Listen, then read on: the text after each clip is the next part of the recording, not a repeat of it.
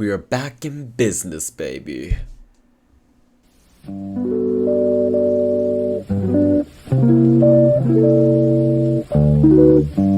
So, jumping right into the sketch, I used an actual photo reference of myself posing for this photo, and I researched a lot about male anatomy and the muscles and what kind of shapes and combinations they have on the real body, because I've learned recently that the body needs a lot of different details to actually look accurate, and so the muscles can actually be seen. And it did help that I had the appropriate lighting within the reference photo, which is always very useful, which I always recommend to do. Get the right lighting and the right pose. And if you're doing reference pictures, I mean, a lot of people have said this already, but it's always better to take a video and then just screenshot the specific pose you need, because if you're always posing, it just seems unnatural and stiff. So always keep moving and just take a video and then screenshot a freeze frame of that video. As you can see, I'm struggling a bit with the pose, but I mean, that's normal for me. I mean, who doesn't struggle with the pose? Who doesn't struggle with anatomy? So, normal for me. For the clothing now, jumping right into the clothing, it's kind of like a spur in the moment idea. I like browse a lot on Pinterest. Like, Pinterest is my savior, so my lord and savior. And I mean, it gave me so much inspiration. Even when I was sitting in school, I was just scrolling through Pinterest. I was like, I want to draw this now. So this is where the idea came from. I did add these like little metal pieces which should represent armor, which are actually, in fact, armor. But I do not know how effective they actually are, because for one, the one piece on the shoulder blades on the very top, I mean, what does it do? Okay, yes, it protects like the very top of your spinal cord and nothing more. Like, you could be stabbed everywhere else. Like, that does not help at all. Which, I mean, go for it, sis. She's living on the edge. And the pieces, metal pieces at the bottom, at the like waist region, at the very back, same reason. What does it do? What does it do? Not much. For the pants, I just decided to keep it very simple and use actually the reference, like the folds from the reference, because I just liked how it looked. Color-wise, I was also inspired by a piece on Instagram, which was kind of a tutorial, but also a step-by-step guide to draw shadows and make your skin rendering look alive.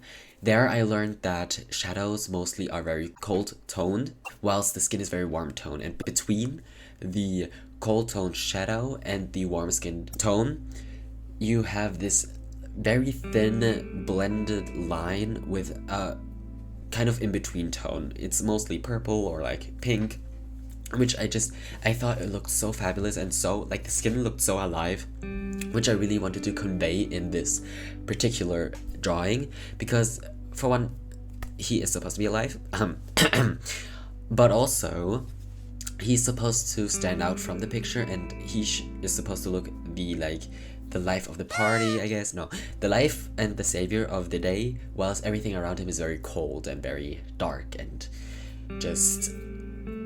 I described it as evil, but I mean, what is evil? I mean, evil is made and not born. Now, you might be scared of the eyes. I was too, but there is a particular reason why they are red, which is that the character is turning evil.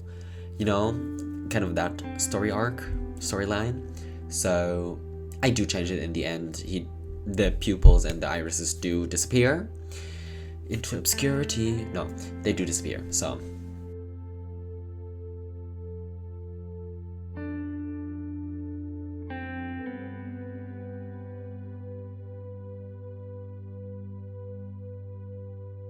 also, the hair looked way too poofy, so I had to change that up real quick. We don't like that kind of poofy hair. It's supposed to look slick and hot, you know me. Actually, you don't know a lot about me, so let's just say I like to feel hot, you know? I mean, who doesn't? Let's be honest, who doesn't? And can we quickly just talk about how difficult it is to draw curls? Like, who? Why? Yeah.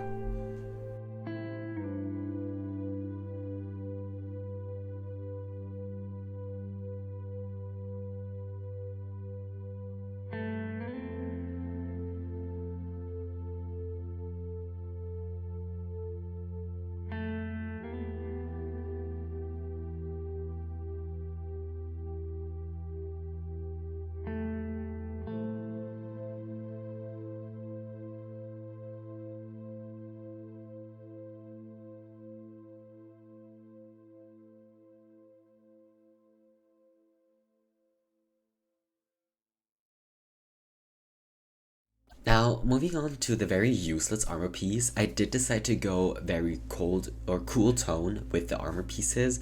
They do stand out from the body, and I think it separates the body in quite a unique way, and it gives it a bit more shape and, you know, a bit more dimension, which I really love. I did struggle a lot with it because I do not know how to draw metal. It doesn't even look like metal, it just looks like a piece of thing on his back. Once again, I don't know how useful that piece actually is, but it does look cool, and I mean, go for it.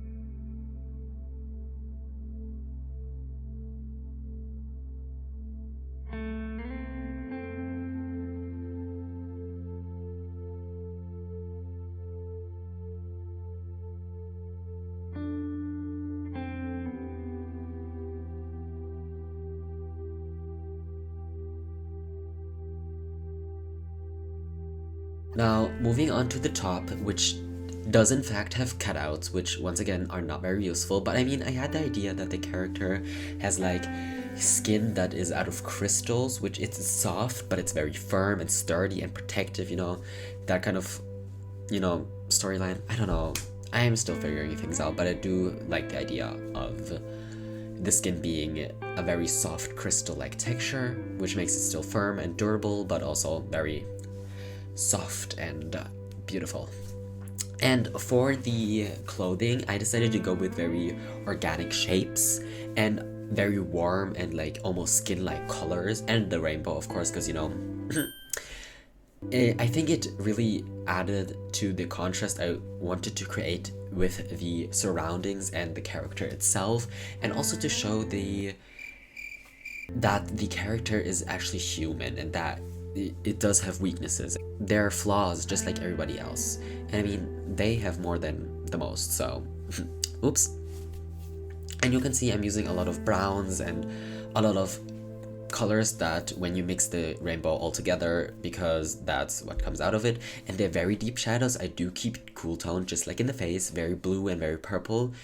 And I really enjoy it. I do think, which I in the end did like, but at the beginning I did not, I do like the fact that the top and like the clothing does blend a bit with the skin, making it a bit more, I think, fantasy-like and trippy, and then again turning it into organic and how the body actually is shaped and that it's part of the body and that it's all created by this character itself, which is kind of the idea, so I really like that. I also added a lot of bolts and metal pieces, which are very unnecessary, once again, but what do I say to that? It's all for the design. All for the design.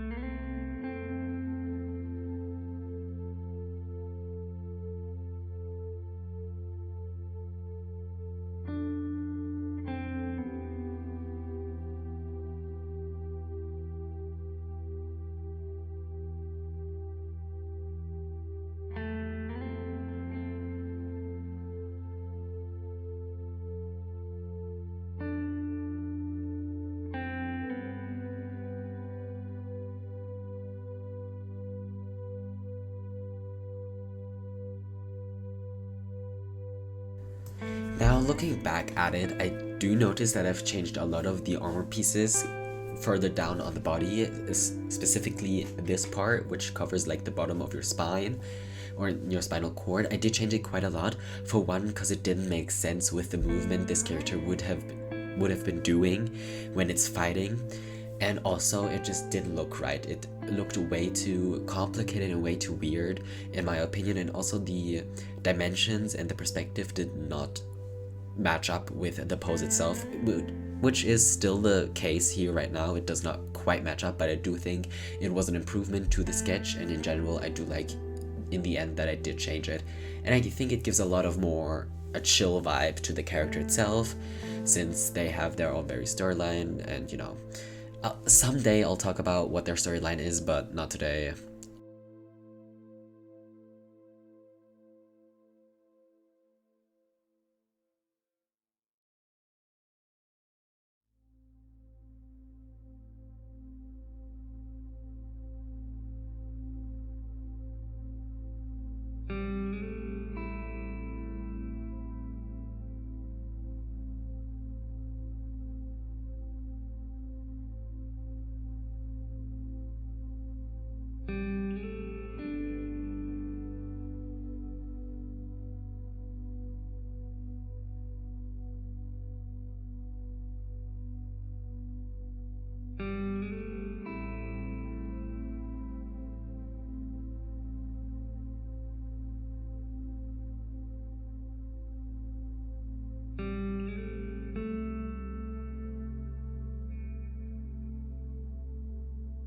Also, I did try and attempt to add these little wounds and scabs to the skin or the exposed skin, which did not work. It just looked wrong. It looked like a weird tattoo and I did not like it.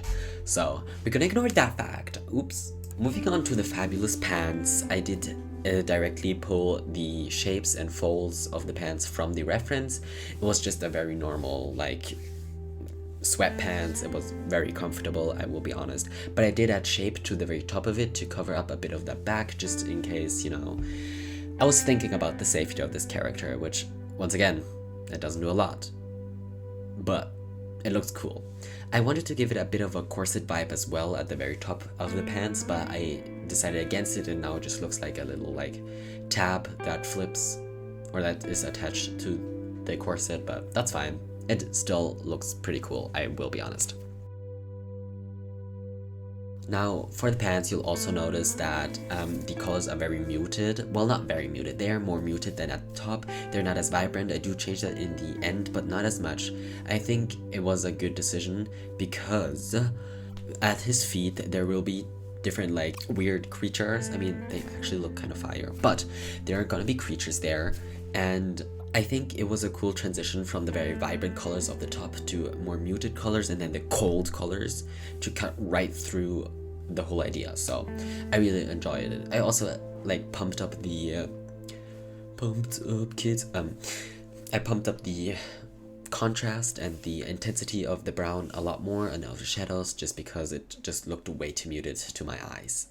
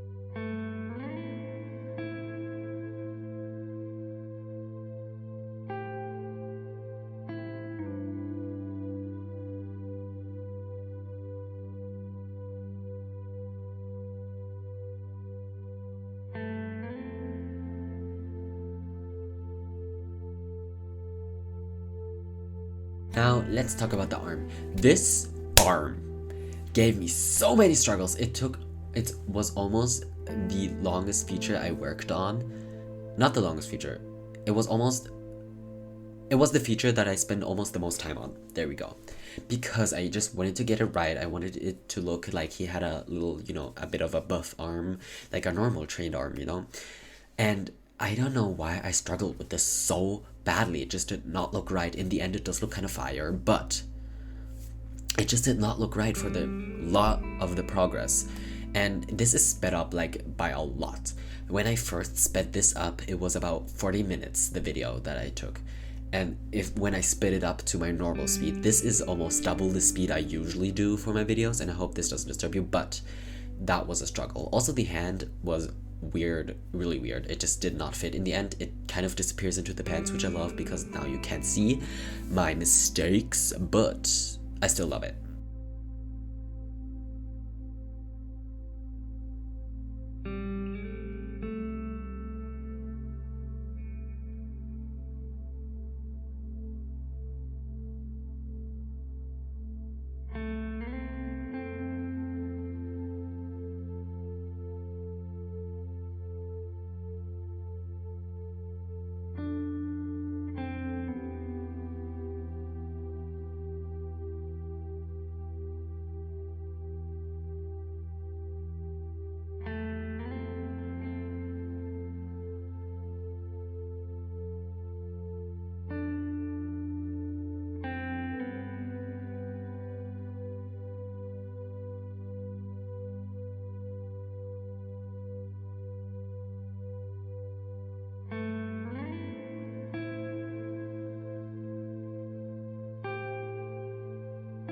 Now you'll notice that I am promptly ignoring the feet. I mean, for one, I don't really have a feet fetish, but second of all, I just was too lazy to draw them. In the end, you don't even see the feet, so it would have been pointless for me to draw them, but oh my god, I did not want to draw these feet, so I just ignored it. And now, all I can think about is that this person does not have feet, and I'm seeing it for the rest of this process. Now, for the 3 bodies that are supposed to surround the feet, which are not existent, of the character, they are supposed to be like demon creatures that are very deformed, but in the end I just chose to draw like poses by dancers which look very human but add like this very cold skin tone and like red glowing eyes because, I don't know, I mean, let's just say their souls were turned into darkness. I don't know. I'll think of something someday. But this was my first attempt, which was going off just my imagination and what I've learned from lessons, and it did not look right. It looked fine, I'll be honest, it looked very fine. The muscle regions are kind of correct. Not quite, but they're kind of correct. And I think it did come out okay, but it did erase it in the end, which I'm very sorry about. I'm so sorry, guy. I'm so sorry. So sorry, demon. The other pose, the next one, that is, I think, by far my favorite pose I've drawn in this picture, besides the one that is right in the middle, smack down there, where I use my own reference, but this one is my second favorite. I just love how it looks. I love the shadows and the light, like, surface. I just love it. I adore it so much, and I have such a love for dancers and how their body moves. I wish I could dance that well, but, you know, a boy can dream.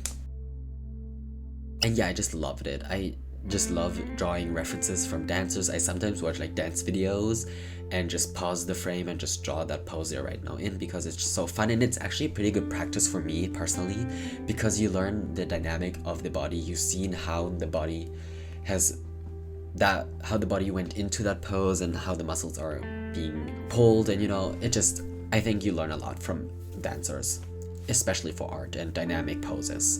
Now the last one in the back kind of reminds me of Jesus. I'm so sorry to say that, but it kind of does, like when he's crucified. And I mean, sure, but I do love it. And these bodies, I kept them very sketchy and very like down to earth and not that detailed like the main character here, but I still love it. I mean, it gives a lot of texture, and I think it speaks louder than any detail could because they are unfinished pieces. They are things that can be repaired and improved on, you know?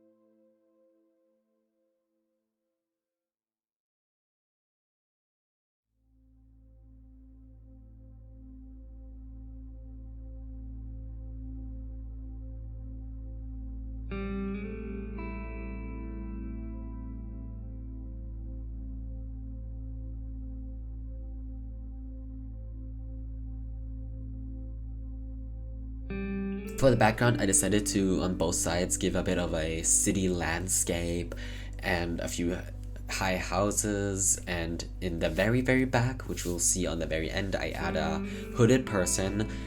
You'll see it at the very end, but I do love how that came out, and I mean, you don't want to hear me talking about the background forever, so have fun enjoying this, and